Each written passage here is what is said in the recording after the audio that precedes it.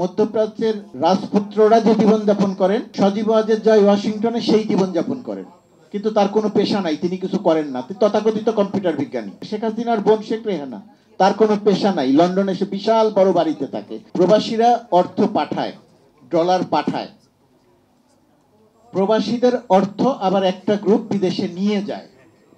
আশরাফ কায়সার কথা বলার সময় কয়েকজনের কথা বলেছেন, কিন্তু এক নম্বরে যে নামগুলো আসা দরকার, এখন আমাদের বলা দরকার। আমরা গত 1.5 দশকের বেশি সময় যে কথাগুলো বলতে পারিনি।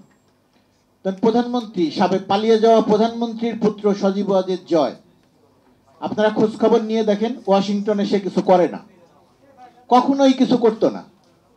খোঁজ নিয়ে দেখেন, সে ওই দুবাই বা রাজতন্ত্রের মানে মধ্যপ্রাচ্যের রাজপুত্ররা যে জীবনযাপন করেন, সজীব ওয়াজেদ জয় ওয়াশিংটনে সেই জীবনযাপন করেন, কিন্তু তার কোনো পেশা নাই, তিনি কিছু করেন না, তথাকথিত কম্পিউটার বিজ্ঞানী। তো যেটা সজীব ওয়াজেদ জয়ের কথা বলছিলাম, হিসেব করে দেখেন কত টাকা বাংলাদেশ থেকে সে নিয়ে গেছে।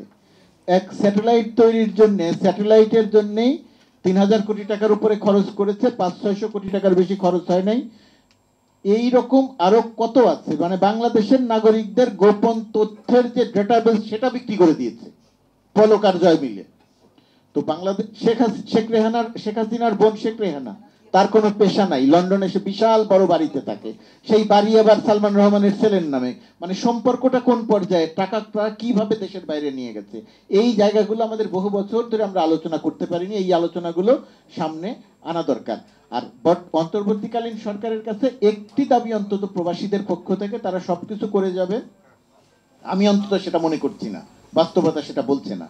কিন্তু যেটা তারা করে যেতে পারেন, সেটা সৌদি আরব হোক, দুবাই হোক, মালয়েশিয়া হোক, এই যে 5, 7, 8 লাখ টাকা খরচ করে যাওয়ার যে ধারা বাংলাদেশে তৈরি হয়েছে, এই লুটপাটের যে জালিয়াতের যে ধারা তৈরি হয়েছে, এবং যখন যারা ক্ষমতায় ছিলেন সেই ক্ষমতাসীনরা যে এর সঙ্গে জড়িত, এই ধারাটা বর্তমান সরকার বন্ধ করে যেতে পারে।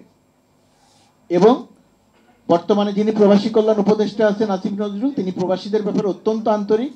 তার কাছে যদি বা তার নজরে যদি এই দাবিটি তোলা যায় বা আনা যায়, তাহলে তিনি নিশ্চয়ই এই জায়গাটিতে ভূমিকা রাখতে পারবেন। যে 357 জনের যে কথাটি বারবার আলোচনা আসছে, সেই কথাটা আরেকবার রিপিট করি, যে এই 357 জনের বিষয়টি সরকারকে অবিলম্বে সরকারের নজরে আনতে হবে।